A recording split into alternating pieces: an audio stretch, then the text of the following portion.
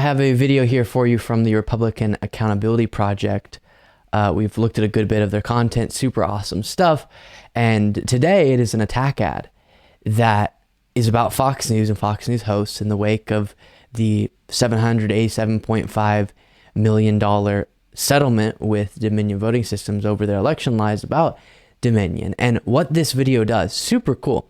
It's set next to each other, the claims that were being made behind the scenes from Fox News hosts, but it creates AI renderings of what their voices would sound like saying these things and how they were admitting how absurd all these statements being made on the air were, and then the actual content that was going out on the air and contrasting those with AI versions of the voices of these Fox News hosts and then real clips from Fox News. Really, really cool. Take a look.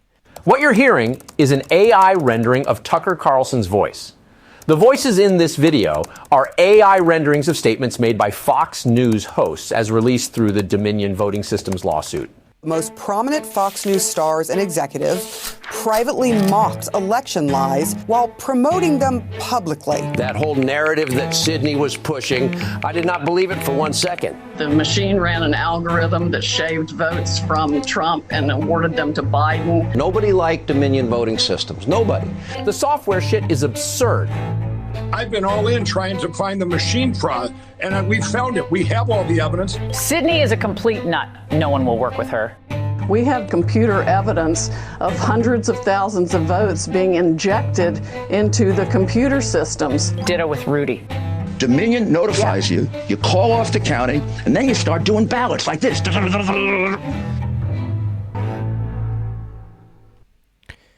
So we have discussed plenty, all of what you saw there with the two-faced nature of these hosts and for ratings, allowing these lies to be told and perpetuated and platformed on air for their own benefit, and then behind the scenes, just they knew how wild it was.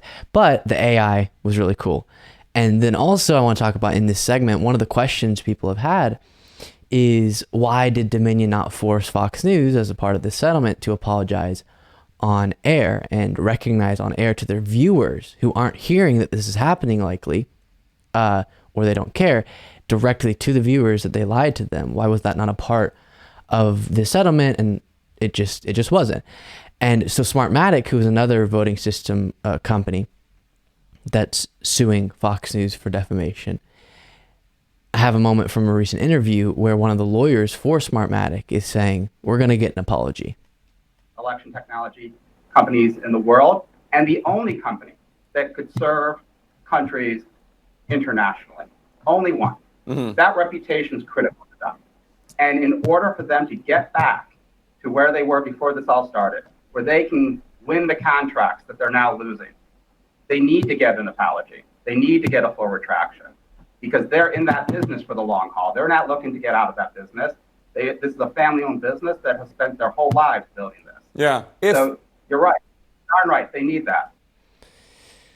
So he's saying that Smartmatic needs that full retraction and apology. And it is important so that the viewers hear from the hosts' mouths that lies were, and they won't say this, but are being perpetuated, being fed to them on a nightly basis. Now, even if that was told to their face, would they change their mind on these things? No.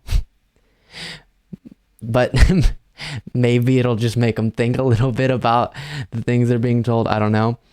Fox News released a statement responding to Smartmatic. Here from Mediaite saying this: Smartmatic's litigation tactics, including its facially implausible damages claims, are a naked attempt to punish Fox News for exercising its constitutional rights to censor and shield Fox News from such reporting in the future if and when that reporting includes coverage of allegations by public officials or attorneys against Smartmatic's voting systems, and to intimidate Fox News and anyone else who might consider exercising their constitutional rights to cover allegations by public figures concerning Smartmatic or its voting systems that Smartmatic deems unflattering. And as we've talked about plenty of times, if you think there should be any process of suing someone for defamation in place, if you think there should be any line, which every single right that we have has a line that can be crossed, that then it no longer applies. That's why you can't scream, as I will always reference, fire in a crowded theater. There is a line with all of our rights, and defamation, at least within the civil process, is, if you can prove it, where that line is drawn. And so, yes, you have the constitutional right to report and free speech and all that. You don't have the constitutional right to defame someone. And if it can be proven that indeed this was defamation, then you're not protected on that front, at least civilly.